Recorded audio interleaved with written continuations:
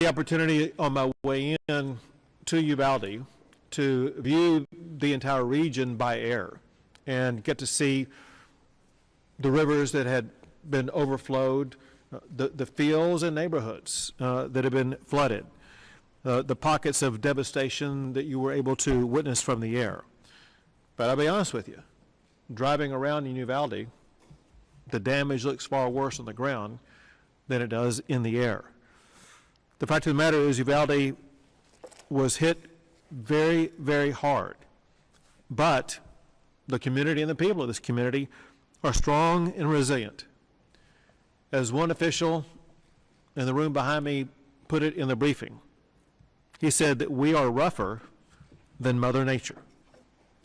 The fact is that rivers continue to pose challenges to this area.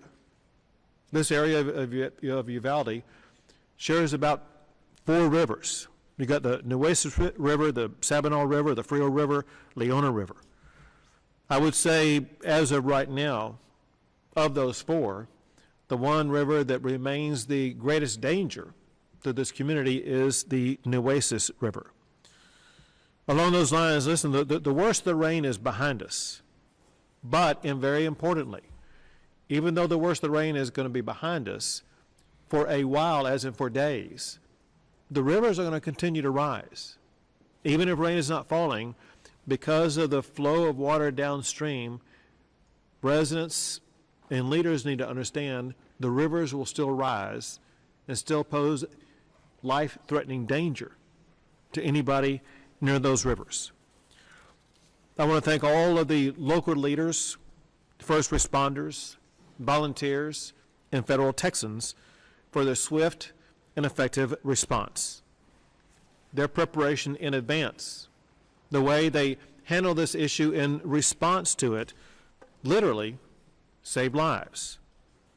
I also want to thank the state first responders, including the Texas Military Department, the Texas National Guard, the Texas Department of Public Safety, Texas Task Force 1, Texas Department of Transportation, all of the state emergency first responders, as well as the Texas Emergency Task Force. As waters begin to recede in the coming days, cleanup is going to begin. The state is going to work with local officials to expedite things like debris removal and to accelerate the rebuilding process. The Texas Department of Transportation has already been heavily involved in making sure that especially the city and county of Uvalde, which almost became an island because of what happened with the rivers around it. TxDOT has been working around the clock to clear roads, to maintain roads, to rebuild roads, repair roads as rapidly as possible so that people would be able to access where they need to go, as well as ensure that supplies are going to be able to come into the Uvalde area. To support these efforts to the fullest, I am right now going to be issuing a major disaster declaration. I'm going to hold it up for you. I will tell you, it's about 20 pages long. What it does is it will open the door to federal relief to assist in the rebuilding of this region. And it's dated today, the 17th, and as of right now,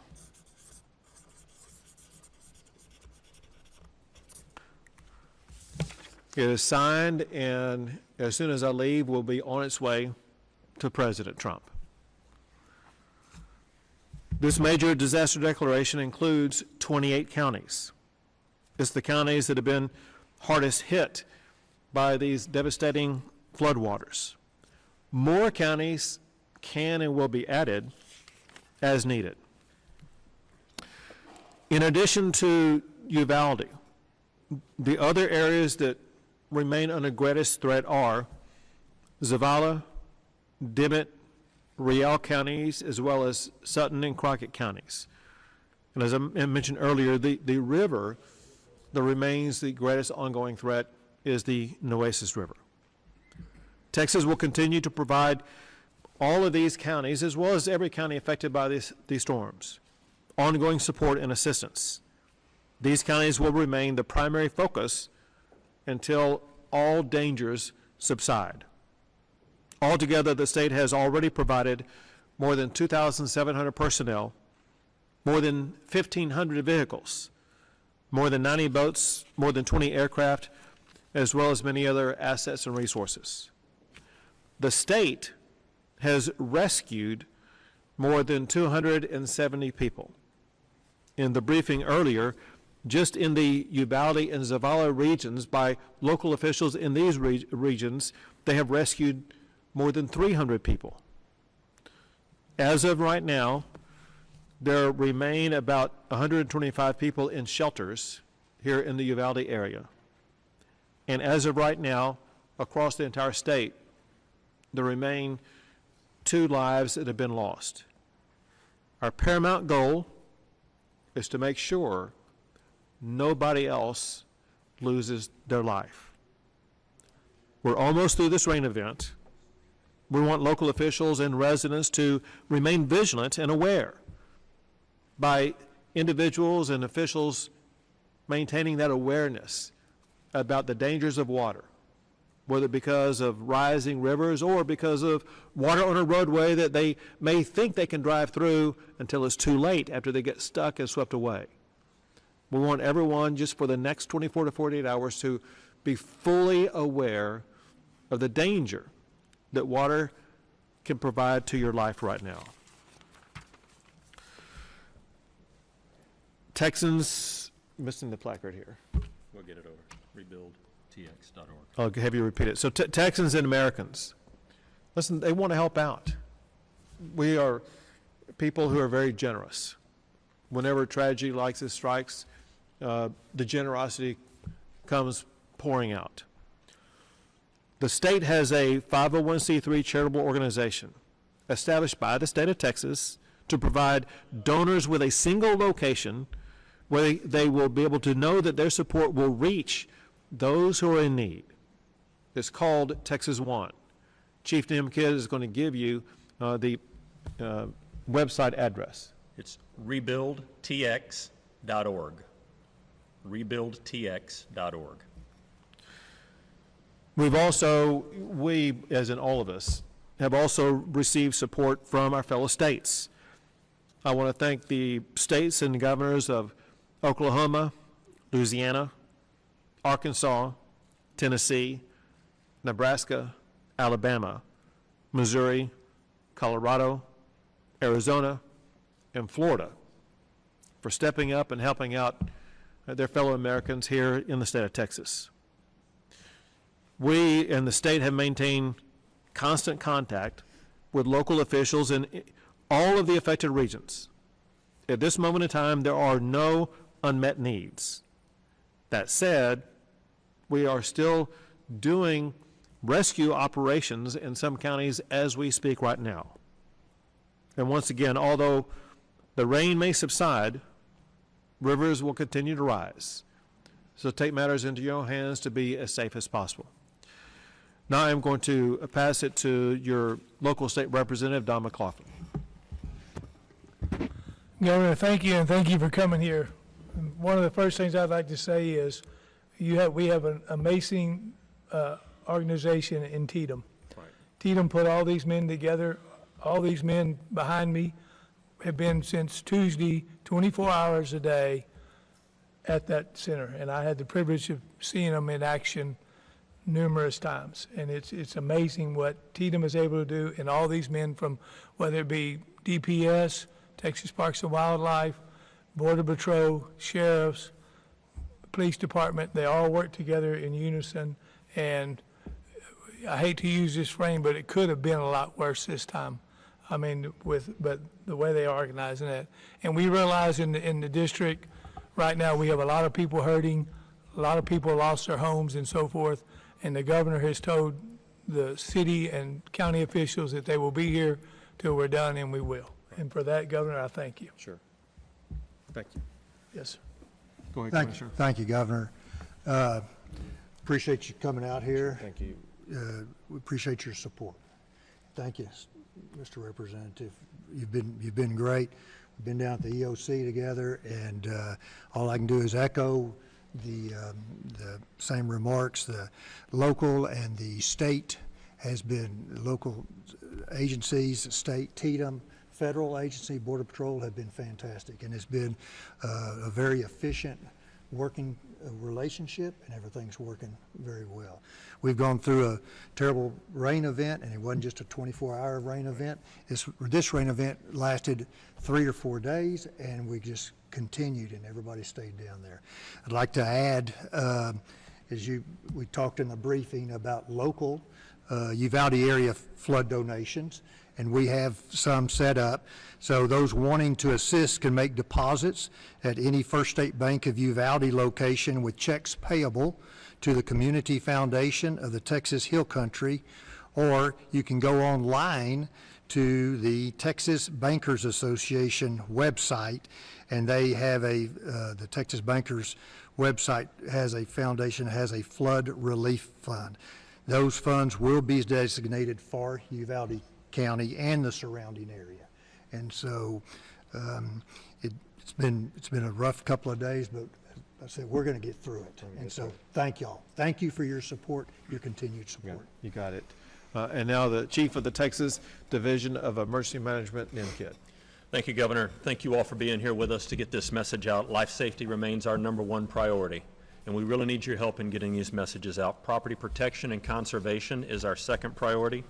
As the rains in this area may have slowed down, the danger has not left us. Rains that fell further north or upriver that worked its way through here, continuing to push their way downstream. I want to talk about roads and barricades for a second. While it may look like a road is passable, if there is a barricade there, please do not move that barricade, because the road may not be there around the corner. So please do not move any barricades. First responders and TxDOT and local officials have set those up, and they will remove them. Still a very dynamic situation where we had days of 10 or 15 inches of rain. Another day of 1 to 2 inches of rain could produce equally catastrophic impacts. So we are not out of this fight yet. We are continuing at the state level to move assets and resources around the state to be with our local partners in their time of need, and adding additional assets and resources still coming into the state to support our ongoing response efforts. We will be conducting response and recovery at the same time, sometimes in the same place in the state. And that brings us to cleanup. As we get ready to do our cleanup operations, our volunteer organizations are ready to support all of our citizens that are out there. We will work with the communities to have a volunteer reception location, and you've heard about the donations receptions. The volunteers that are coming in to clean and help are going to be a huge impact to get us through the road, down the road. If you have flood insurance, the first thing that you need to do is contact your insurance company. And then we will work with our local officials to announce their volunteer and donations places. Finally, I can't go on without thanking all of the local responders that are out there, men and women from this community, your neighbors that have risked their property as well to go out and save you and yours. If you get a chance to thank a local first responder, please do so. Thank you, and I'll open it for questions. However, let me say this first. I believe one reason why some lives have been saved is because the media got so much information out to the public in advance about the magnitude of the rain that was going to come, the magnitude of the flooding that was going to come, and people recognized they need to take this serious and get away from where floodwaters would be. So first, thank you for that. But also, as I pointed out, we're not done with this yet. The more you can continue to share information with the public about the ongoing dangers that exist, the more and better chance we have to ensure nobody else is going to lose their life. We'll take a few questions. Governor, to that point, we've been out in neighborhoods talking with some people who have lost almost everything that they own, and they just don't know where to turn. They don't know the first step. And frankly, what they need is money. Some of them don't have insurance and real money. What immediate resources are available from the state that we may be able to tell them in terms of? So I'm going to have Chief Kidd provide a more detailed answer. However, there are multiple first steps, one of which is that Texas One Fund that already has resources in it. And we will, what that fund does typically is coordinate with people at the local level to make sure that money is going to be as available as quickly as possible. That said, there are different financial resources available from different pockets that Chief Kidd can tell you all about. Yep, and thank you for the question. Let's expand on that a little bit. The first thing is we have a state website, and we will get that website out to you, where they need to report their damages. We share those reports with our local officials. The local officials will be the ones to help us organize support going into those homes to do the mud out and muck out and the cleanup of that. So we'll get that website out to you. That damage at tdm.texas.gov, I believe, is the address that we want you to use. The volunteers that come in to help will also be bringing, some of them bring in their own checkbooks, and they start writing checks and donations to families to help get money back going. But we really want to organize this at the local level. So each community that's impacted will have its own team. Our team is there with them now, the Incident Support Task Force. You see some of them wearing the uniforms around here, and they are ready as soon as it's safe to do so, which it is becoming that way right now, to get out into the community and work directly with the citizens to help them on the road to recovery. So, listen, one thing that I have observed through multiple events, whether it be the floods of last year, Hurricane Harvey, or other events, there are many organizations, many of them are faith-based organizations, and they show up sometimes within hours, definitely within days, to very quickly come in and do the muck-out process, which is one of the very first steps. When the muck-out process takes place, that leads to a lot of debris being put on the ground in front of the house or whatever. And the state and local officials will be involved in that debris removal, which we know will be a top priority. But bottom line, you will see a lot of organizations coming in ready to immediately begin that muck-out process. Go ahead. Timeline yet on when FM 480, which connects throughout the Eagle Pass, will be reopened? Yeah. So we have someone from TxDOT here. Let me have them answer that question. Yeah, so FM 481 right now, we're currently assessing the bridge damage that was caused by the Nueces River. So we're in the process of evaluating. As the waters recede, we'll continue to do that evaluation so we can see what we can do to speed up the process of getting that back operational. So at this time, we don't have a specific timetable, but we are actively looking at what we need to do to get that operational. And then one other question, because there's a dam up here that we keep hearing about, the Willingham Dam. Do we know if it failed or what the status of that is? Yeah, it didn't fail. It didn't. Did I can not fail. speak to that. So that was a flood control dam, and it was flown and looked at, and it did not fail. I've been in contact with the landowner, the ranch owner, that where the dam is located, and he's also confirmed. But we put eyes on that dam, and it did not fail. What did happen is it worked just as designed, and the spillway, the water came over the spillway in a way that it had never done. And so while it made it look like from the air that the dam breached, it did not. It was going around the spillway in a measured amount, but we just had tremendous rain. And so the dam is good, and it's still holding back lots of water. You just mentioned that the 4 rivers around the world are still at threat, and 1 or 2 inches of rain could provoke another emergency like this. Is there any plan to prevent another situation like this? Because it's probably going to happen. Right, so for one, you can't prevent rain, but what you can do is to be prepared and responsive to it, as well as to prepare communities to reduce flooding. If you look at some of the measures that were taken after the flooding last year, especially in the Kerr County area, there were some homes and some other property that was removed from the floodplain. And so, for one, making sure that communities honor the floodplain and try to not have housing in the way. Second, I'll tell you this. One thing I heard today, but also I heard in other briefings that I've been involved in, as well as I've heard from people in communities ranging from Kerr County to other counties affected, and that is because of everything that was learned and experienced in the flood last year, everybody in Texas has been far more prepared to deal with what has happened this year. There again is one reason why lives have been saved. Property, to the extent that it's been movable, has been saved. Real property, which would be like houses, apartments, commercial businesses, things like that, you can't move them, but sometimes they can relocate and things like that, and that process began in the aftermath of the flood last year. But again, lessons learned from last year were applied to make sure the response this year was far superior to what we were able to achieve last year. And again, we were talking before coming out here, local officials and state officials. We've learned more in the past 48 to 72 hours than we knew last year. And we continue to process this to make sure that the state is more responsive and more prepared every single year. Governor Abbott, how quickly could Texas see that federal support from White House? I made a similar declaration in the flooding that took place last year, and the response took about 1 or 2 days. And so it was very rapid. My hope is it will be equally swift this time. Do you have a breakdown of how many home rescues there were versus vehicle rescues? I don't have that, yeah.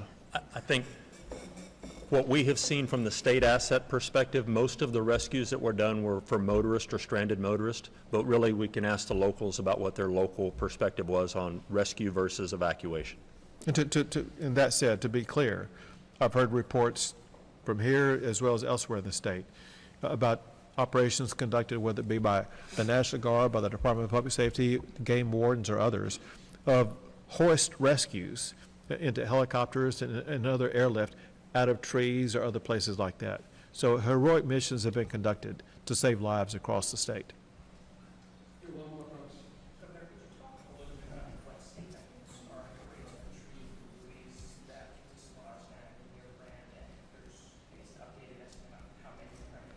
Sure. We need to subdivide this into 2 categories. There are state buoys, and then there are federal buoys. The state buoys remain intact where they were located initially and have not moved. They're being reinforced as we speak to make sure they're not moved. The federal buoys, I'm going to tell you what I know, and I'm telling you in advance that I don't have all the information, so I could be wrong about what I'm about to tell you. But it's my understanding that the federal buoys that moved because of the flooding event were actually not in the river, but the waters pulled them into the river, and they went downstream.